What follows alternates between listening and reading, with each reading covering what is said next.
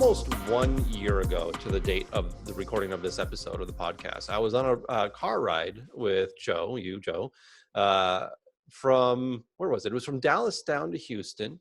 Yep. And then Houston back up to Dallas. We were meeting with a good friend of ours that lived in Houston. And while we were in that car ride, you had launched a new listing that went absolutely berserk.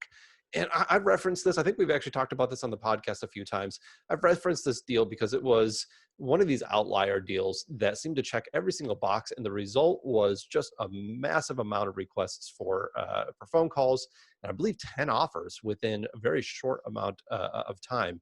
And it's been a year since that launch. And obviously, the deal closed, which we're super happy about.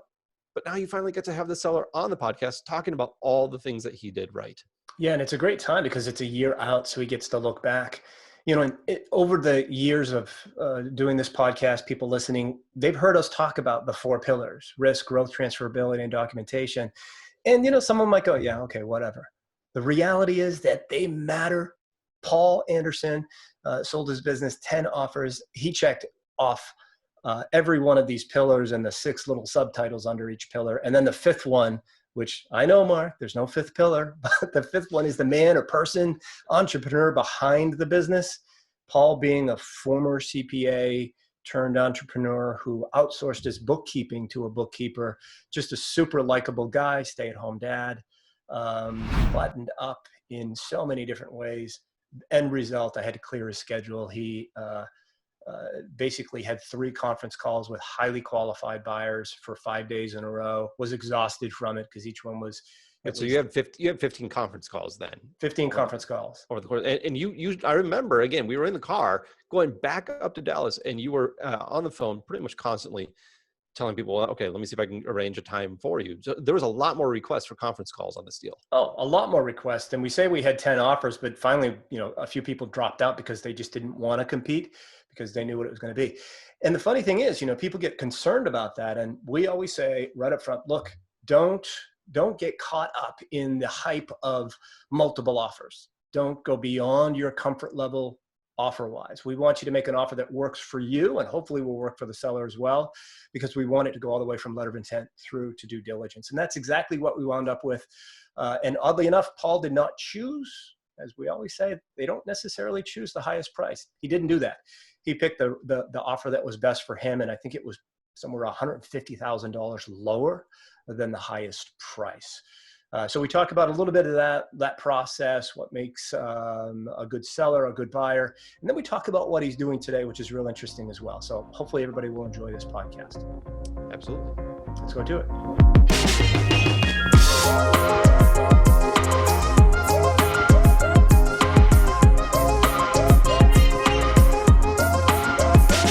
Folks, Joe Valley here from the Quiet Life Podcast, and today I have an incredible exit client on the phone with me.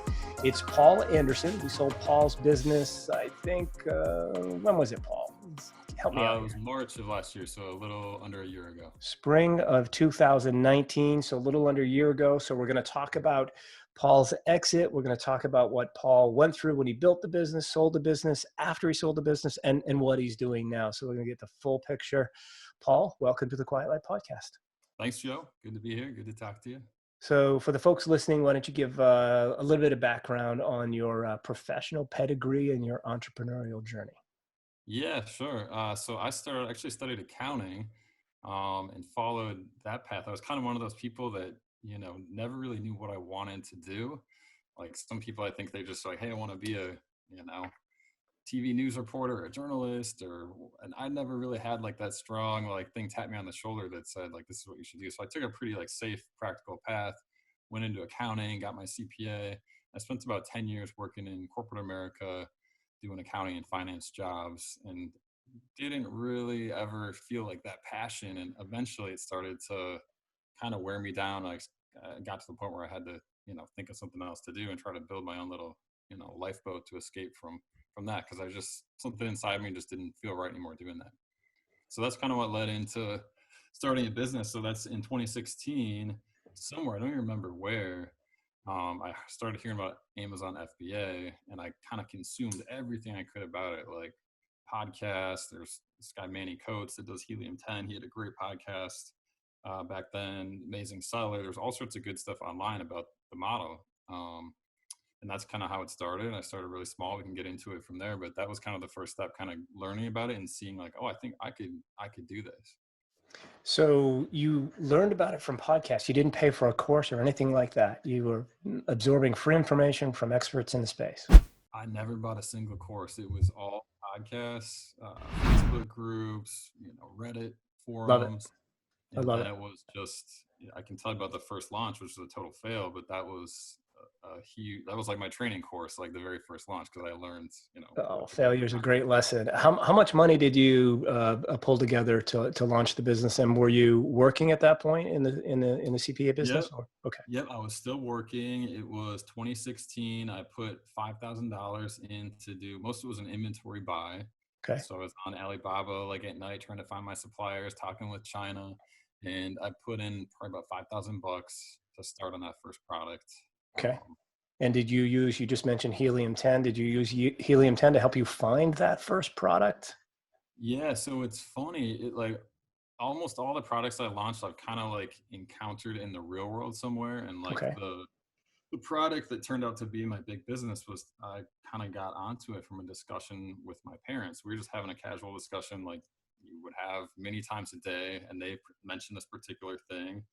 And I would always in my iPhone put down anything that seemed interesting. I would just like log it in there, hmm, and then come back to it. So I had a list of 20, 30 things going, and I went back and started doing some research. Actually, I was using Jungle Scout back then, and I've switched over to Helium 10 for everything now. oh, they're both great products, both of them. I hear. Yeah, both good Yeah, products. Manny and Greg have both been on the podcast. Great guys. Yeah, for sure, for sure. So then I punched it in there and said like, oh, this looks like the numbers look good. And Okay. that's kind of how it started. But it really was that conversation and being like, I think if there's a lesson there, it's like being aware. Like we have so many kind of filters and blinders on. Like if you really put yourself in a headspace of looking for opportunities, like you'd be surprised how many little things you read online or you hear about through friends or like, oh, this is really popular. There's just all sorts of those little things that pop up that could turn out to be, big businesses. So pay attention to your surroundings, the stuff that you use every day, emerging products and categories and niches, and try to pay attention to it and think, is there an opportunity? Did you use any tools to see if a lot of people were selling in that particular category, in that particular product? I mean, Jungle Scout helps with that, but mainly you can just go on and kind of assess. Like if page one, everyone's got 1,000 reviews and they're, really well-known brands or something, that's probably going to be a tough place to break into. But Tough barrier. Okay. yeah, if Okay. things So tell us about your first test. It was an epic fail. Yeah, so I was really pumped and thought like, here it is. This is going to be like my ticket out of full-time work, and it's going to be amazing.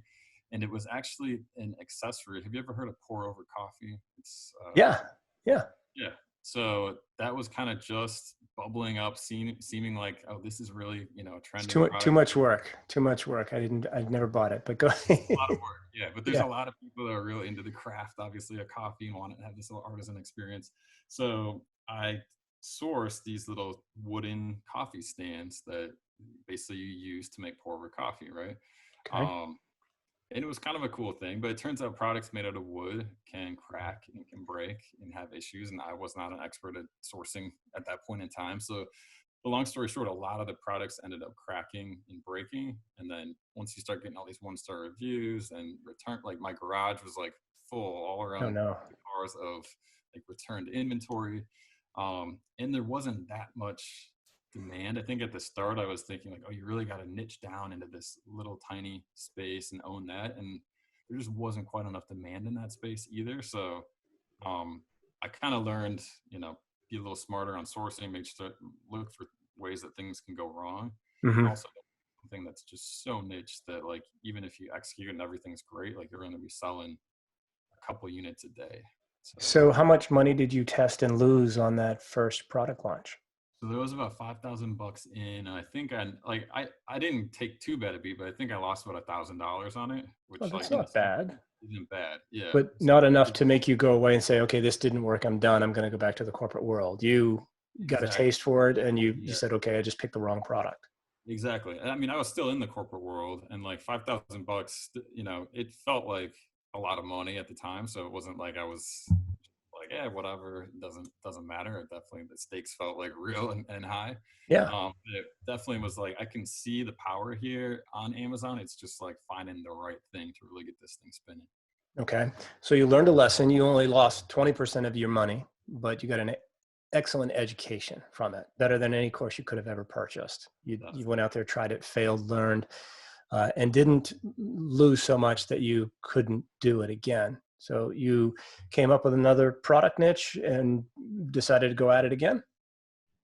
Exactly. Yeah. So then I was actually going over to, are you familiar with the Canton Fair, which is the big Yeah. supplier Hmm. there? So I had a trip booked to go over there, and kind of in between going there, Just out of to go, curiosity, did you book it with a group or was it just you?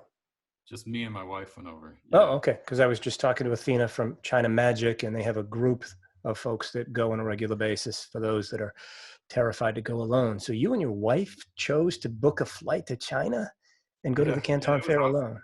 I loved it. It was really, really fun. Wow. It Okay. is an experience to go over there. I actually ended up finding my supplier on Alibaba, like before I went. Okay. So I can't really say that like the trip necessarily like paid off in terms of like, Did you connect with him in person when you got to the Canton Fair? no, because it was still too early, and like Okay. he was pretty far away from the Canton Fair. But I Okay. think it helped me really see kind of like the culture of China and doing business with China, and getting just a little savvier about like how things work. So it was a like great education for that, and just like a lot of fun to check it out. And I mean, the place is just massive, like multiple football fields, anything you'd want to ever source, like Okay. they've got it there. So that it was a super interesting spot. Um, but anyway, back to your second question. So yeah, so I stumbled upon this other product and started kind of the wheels turning in 2016 to source it, and got it on, I think, in the fall of 2016. And like I remember that Q4 for Amazon or e-commerce is like the prime time, right? And I remember just refreshing that seller app, that Black Friday, Cyber Monday, like all through up until Christmas, and like it was just mind blowing, like the sales that were coming in off this new product. And I think What was it one, like your first day that you got a sale? How many sales did you have altogether? Do you remember? oh, I mean, it started slow.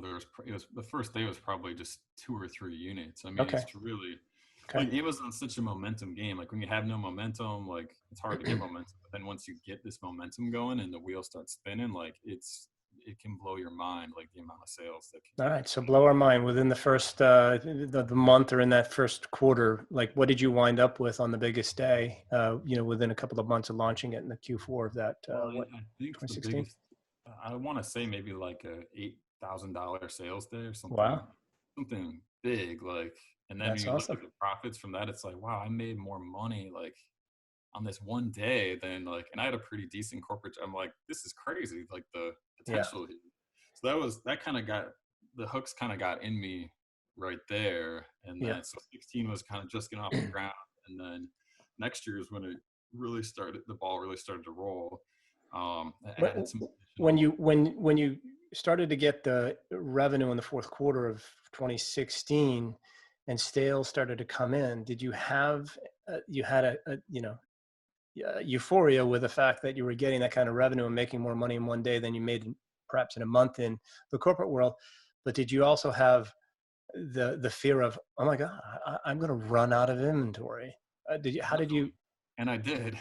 And you did? Okay. Yeah, All yeah, and right. I did. Yeah, inventory is like, it's not something glamorous to talk about, and people you don't really hear about it that much on podcasts or anything else. But it's like running a physical products company, doing an Amazon business. Like the inventory planning is so difficult because your sales can change, on a dime, Mm-hmm. and it's going to take your supplier 30 days generally to make something. You got another 30 days putting it on a ship to get it over here. So you've got like these difficult variables to manage that can leave you stocked out, or you can end up with too much stock. So that's always a tough thing to manage. Awesome. I don't think I've ever met an Amazon seller or an e-commerce business person that's been growing rapidly that's not run out of inventory at one point or another. All right, so you started with $5,000, did a test, failed. How long between the first failed test and the second product that took off? How many months was it? That was about 3 months, I think. About 3 months. Okay, and all Yeah. the time you kept your day job, which is fantastic. So you've got some revenue, you've got some money in the account that's transferred to your business account. Um, at what point did you order more inventory with, and did you just use that money, or did you sit down and talk as a family and say, okay, this is a winner, we need to take a home equity line of credit? How did you fund the rest of the inventory purchases? It was all really funded with profits. It was okay. Yeah, yeah, it was. So, And you didn't have to take any money out for living expenses because you had your day job. So that's yeah, perfect. if I wouldn't have my day job, it would have made it, much, much, much more difficult. But luckily, I had like some steady income coming in Okay. from the day job, and then I was able to just take the profits, like reinvest them back in, Okay. and just go from there. Fast forwarding, you had an amazing 2017, an amazing 2018, strong year over year growth, like huge year over year growth. For those listening, Paul's business was listed again spring of 19. 2018, 19. And Yeah, it's that perfect situation, folks, where we talk about the four pillars of a sellable business, and that invisible fifth one, which is the person behind the business, and that's Paul. We have a 30-month-old Amazon business with an incredible brand that's growing rapidly year over year. It's the financials were set up impeccably. Paul is a CPA, but he did something incredible, which was what? You outsourced the books to an e-commerce bookkeeper. I Brilliant, did. brilliant, by the way. So those of you that are out there saying, oh, I can do this, I'm not going to pay a few $100 to a bookkeeper. We've got a CPA here that chose to outsource to an e-commerce bookkeeper because he can do better things than bookkeeping with his time, like grow a multi-million dollar Amazon brand, which is exactly what you did. Your Yep. business checks so many boxes. It was SBA eligible. You were the owner behind the business, right? You built trust. People believed in you. During the recorded video interview, you're the first person, and I keep asking people to do it now. You're the first person that ever sat in front of the camera, reached down, picked up the product, and demonstrated the product. You showed the new packaging that you had just done. It was beautiful. And the end result was an overwhelming request to buy the business. Conference calls where you had to clear your schedule for a week. I said, Paul, cancel everything, right? We had to clear it. And we ended up with, I think, 3 calls with qualified buyers every day for 5 days. We wound up with 10 total offers. We wound up with, I think we were at the top one was something like $150,000 over asking price. Yeah, I think that's right. Yeah. Yeah, yeah. And it's we say this all the time, and it's not always the offer that comes in with the highest number. It's the right fit more than anything else.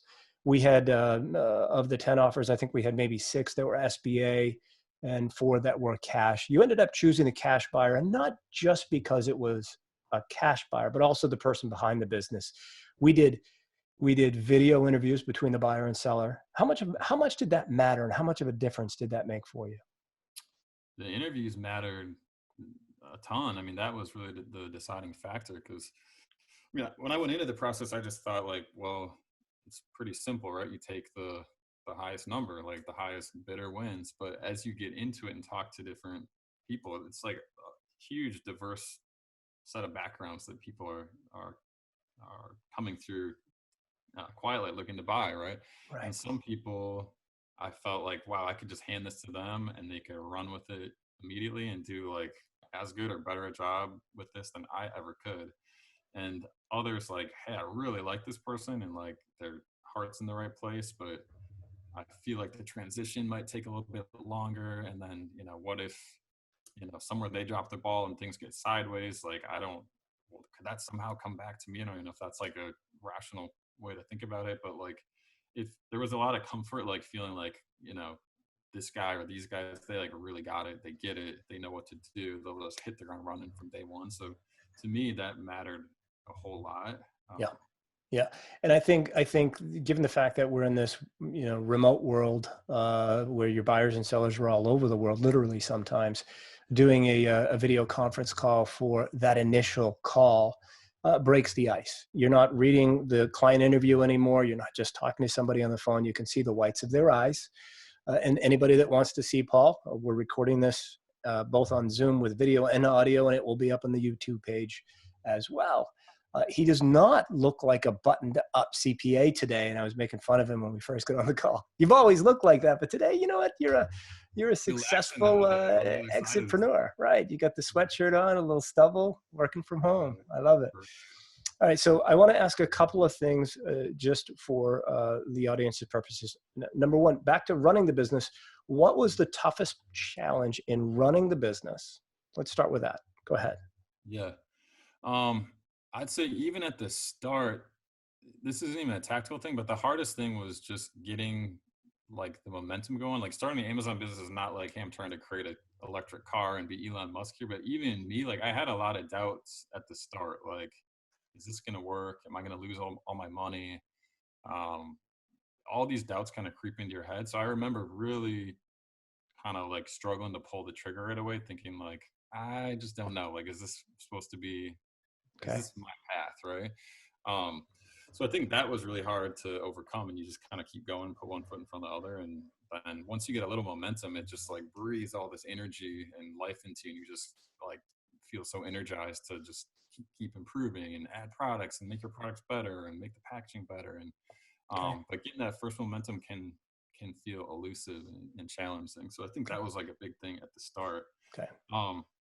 And you failed, and you failed, and then you stuck with it, and you succeeded. Failed, yeah. And I was kind of at an inflection point, like, should I keep going, or is this just not meant to be? And then, This may be a dumb question, but are you glad you kept going? I'm very glad. It changed my life that I kept going. I mean, Okay. I'd still be sitting at a desk in corporate America right now if I hadn't kept going. And like, we've got a 2-year-old son at home, like the physical time I'm able to spend with him, and then mentally my head is so much like the stress is away from me versus I was always stressed working in corporate America. So like it's been the biggest blessing ever to go out and do this, and it's changed my whole family's life. Okay, so let me ask the question that all buyers ask: why did you sell the business? Yeah, it was a tough decision to sell because I was having so much fun running it. And I think like the honest answer is like the value of the business became such that like it really could provide a lot of security for our family. And it felt like, if I was 23 and single and didn't have kids, like, all right, instead of going for this, like I'm gonna just keep on going and try to sell it for 3 times this or 5 times this, or just keep going. But knowing, Amazon can be volatile. And so like I had all my eggs in that basket. So it just felt like, the responsible thing to take some chips off the table and sell the business. But it was really hard. The responsible thing. I like that. The responsible thing. Your CPA background is coming out now. That's good. Yeah, right. All right. So what was the toughest part about going through the sales process and selling the business? What was the hardest part there? Picking a buyer was really tough. That's a good problem. That's a good problem to have. Okay. I mean, just even knowing how to approach it, and you really helped a ton, Joe, in that process, kind of guide when it's your first time through and you already have kind of these emotions, like you built this thing and now it's worth something, people want it. It's a weird feeling, and like how to value it and how to find the right fit, and thinking about SBA versus cash. Like there's just a lot of things that are spinning through your head at that time. So I think just like getting a clear head and like trying to identify like what the right fit is was the toughest part. Okay. I think, you again, exception rather than the rule. You had 10 offers. I think maybe 1 or 2 might have come in slightly under asking price, but the vast majority were above. I think in 2019, the average the average offers that we had on any single listing was 2.5. So you were 5 times that amount, which is pretty exceptional. That goes to the brand that you built. It goes to the way that you set the business up with its own, entity. You didn't commingle books. You're a CPA, but you hired a professional bookkeeper. You instilled so much confidence in buyers. They clearly came out of the woodworks to buy your business. All right. Toughest part was choosing a buyer. That's amazing. It's not what I would have guessed you would have said. Sometimes it's due diligence, but with you, it was choosing a buyer. All right. So now there's life after the sale. You were in the corporate world working 40, 50 hours a week, sometimes more in tax season. Then you're an entrepreneur working from home, spending time with your son. Now, what are you doing? You've sold the business 9 months ago. What are you doing with your time? Yeah, so it's been nice, like to have a little, in life, usually you're just like chasing after the next thing. And I've had just the time to step back and think about like, what do I want to do and what do I want my life to look like? So that's been like a real luxury. So I'm going into, I'm building a website. It's called wealthfam.com, wealthfam, WALTHFAM.com. Okay. Fam like family. Okay. Yep, like family. Okay. It's brand new, but basically like, so it sort of like combines my background and what I like to do. So it's all about like building wealth, becoming financially independent, starting and running online businesses, basically just how to be smarter with your money and use money to help kind of enable the life that you want to live, whether it's being with your kids or going on trips or, whatever else. So it's a content site, which is a super interesting thing. Like I thought a lot about going back and doing another Amazon business, but I just didn't feel the same spark for like starting it. And it takes a lot of energy and mental fortitude to like take something from A to Z, and you got to really want it kind of every step of the way. Mm-hmm. So this just kind of really energized me. And there's been some great stories like Ramon's story that you featured. Ramon like blew my mind. No, his content The site. Yeah. potential that Yeah. can happen in the content space. So like that was really exciting to me. Mm-hmm. On top of I just like doing this stuff, so it feels like the right sort of fit. So what kind of Uh, subjects are you going to cover on Wealth Fam? so it's broken down in a couple of categories, like making money, saving money, investing money, financial independence, and then some stuff like how money intersects with having a kid and getting married, buying a house. So I'm trying to make it like a modern personal finance site that people in their you know teens, 20s, 30s will Good. find cool. Like at least from my experience, like Okay. at the education society, like our schools and in general, like there's not a lot of like real training about There's none of paying. it. There's none of Yeah, that. Yeah. very little. So, and Uh, there's even less about like starting online businesses and like the mm. potential, kind of betting on yourself and like Seems what it good. means. Seems like a great idea because you're taking your educational experience along with your entrepreneurial experience and marrying them together with a content site, which is great. I love content sites. We work with SaaS content and FBA, and content is fantastic. I know that Scott Volker is really focused on helping people go beyond FBA and build content sites, and some of them having great success, and it's driving more traffic back to FBA and getting their business products sold. Um, with that, for those that aren't familiar with content site monetization, how do you plan to monetize the site? So there's a couple traditional ways people do it. So like first of all, you have to have traffic. I mean, without traffic Sure. coming to your site and eyeballs, like it's tough to Okay. monitor. And getting traffic is really hard, and you're playing like this SEO game that it takes a long time to rank in Google.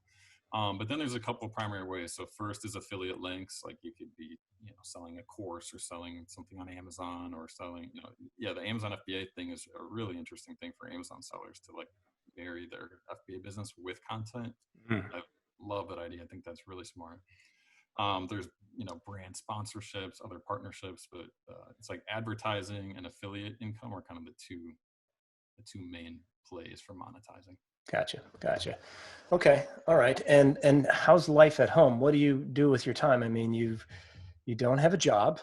You're starting a content site, which it might take a little bit of time. You got a baby. Takes What? a lot of time. Takes a lot of time. Takes a lot of. The startup phase is always the hardest, isn't it? Once you. Too much time. I mean, the thing I underestimated about content was that like writing is really hard. Yeah. Writing, you think like, oh, I can write something about Amazon. Like that's easy. I know this. It takes Yeah. a lot of time to really do a good job clarifying your thoughts. But yeah, overall, I'm just trying to optimize my life for happiness and contentment. And like, I get that right now being with my son and my wife. So I spend a lot of time with my family. We do a lot of cool stuff together.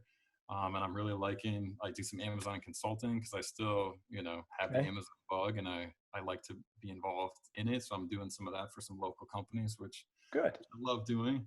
And then All this right. content thing really is exciting and fun. And I'm, going to see where it can go. And I'm going So to you try didn't, to. so you didn't make enough on the sale of your business to never work again, but enough to give you a pretty long runway, and you're enjoying your expertise in the Amazon space and doing some consulting while you build up another content business or a content business. Yeah, Okay. that's a fair way to Let's sum it up. characterize it. Yeah. Yeah. And Awesome. like the goalposts kind of shift too, right? Like I'm not sure how in tune you are with the financial independence world, all the people that want to retire early and be Yep. financially Oh independent, yeah. but there's the Fire. 4% rule, right? So like if your burn rate, or you can live on 40 grand a year, once you've stacked up $1 million, like in theory, you can quote unquote retire. Sure. But as you think about education in college and healthcare and all these other things, like that number maybe shifts a little It bit gets over blown out time. of the water. I have an 18-year-old, and we're 14 days away from knowing what he's getting into, which is schools, Wow. and I'm rooting for the in-state schools. Not gonna lie to you, rooting for the Yeah. in-state. Hey, I went to an in-state school, and Look nothing. how it turned out. Pretty damn good. Okay. Yeah. Yeah. All right. Cool. Well, listen, Paul. I always tell the story about you and your brand, and the fact that fifth pillar makes a huge difference. It's the person behind the business that builds a great business with the next owner in mind. You kind of did that. I don't know if you did it intentionally or not, but you said, I'm going to build a great business. I'm going to put it all in a package that's going to help the new owner of the business do amazing things with it. And Matt, the new owner of the business, as you know, is doing amazing things with it. And it pays off when you think about others, and exactly what you did. And it paid off for you, paid off for your family. And now hopefully through Wealth Fam, it's going to pay off for a lot of other visitors to your website as well. So people can start young and start smart and get on the right path financially.